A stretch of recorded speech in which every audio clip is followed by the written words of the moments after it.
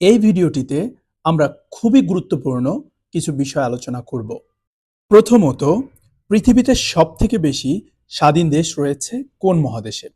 উত্তর, আফ্রিকা মহাদেশ। আফ্রিকা মহাদেশে ৫৪টি স্বাধীন দেশ রয়েছে। দ্বিতীয়, দক্ষিণ আমেরিকা মহাদেশে কতটি স্বাধীন দেশ রয়েছে? উত্তর, ১২টি স্বাধীন দেশ রয়েছে। এশিয়া মহাদেশে স্বাধীন দেশ কতটি? ৪৮টি স্বাধীন দেশ। যদিও কিছু কিছু বইতে ৪৪টি স্বাধীন দেশ দেওয়া আছে। তো সেক্ষেত্রে যদি অপশনে ৪৮ এবং ৪৪ থাকে, অবশ্যই ৪৮ দাগাবেন।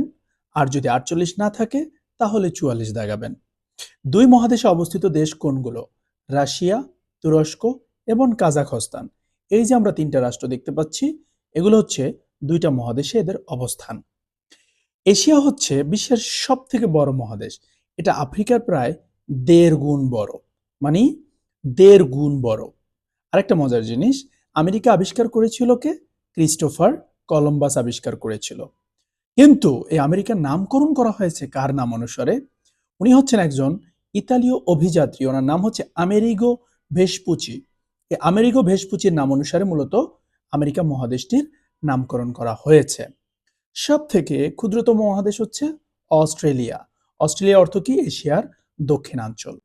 এখন আমরা দেখব যে এই যে মহাদেশগুলো আছে, কোন মহাদেশকে কোন মানে কারা পৃথক করেছে। আমরা যদি খেয়াল করি, এশিয়া মহাদেশকে ইউরোপ থেকে পৃথক করেছে ইউরাল পর্বতমালা, ইউরাল নদী, কাস্পিয়ান সাগর, ককেশাস পর্বতমালা এবং কৃষ্ণ সাগর। হ্যাঁ, এখান থেকে যে কোনোটা অপশনে আপনার থাকতে পারে। ইউরোপ থেকে আফ্রিকাকে পৃথক করেছে ভূমধ্যসাগর। এশিয়া ও আফ্রিকাকে পৃথক করেছে লোহিত সাগর ও সুয়েজ খাল। আমেরিকা থেকে ইউরোপ এবং আফ্রিকাকে পৃথক করেছে আটলান্টিক মহাসাগর। সর্বশেষ যদি আমরা দেখি, এশিয়া থেকে আমেরিকাকে পৃথক করেছে প্রশান্ত মহাসাগর। তাহলে আমরা জেনে ফেললাম খুবই গুরুত্বপূর্ণ কিছু সাধারণ জ্ঞান, যেগুলো আমাদের ভর্তি পরীক্ষা থেকে শুরু করে, চাকরির পরীক্ষা থেকে শুরু করে যে কোনো ধরনের কম্পিটিটিভ এক্সামে এসে থাকে। তো সবাই এই ধরনের ভিডিও পেতে চাইলে টিচিং রুমের সাথেই থাকবেন। টিচিং রুম চ্যানেলটিকে যারা সাবস্ক্রাইব করেননি, সাবস্ক্রাইব করবেন। যারা ফেসবুক ফলো করেন না, তারা ফলো করবেন।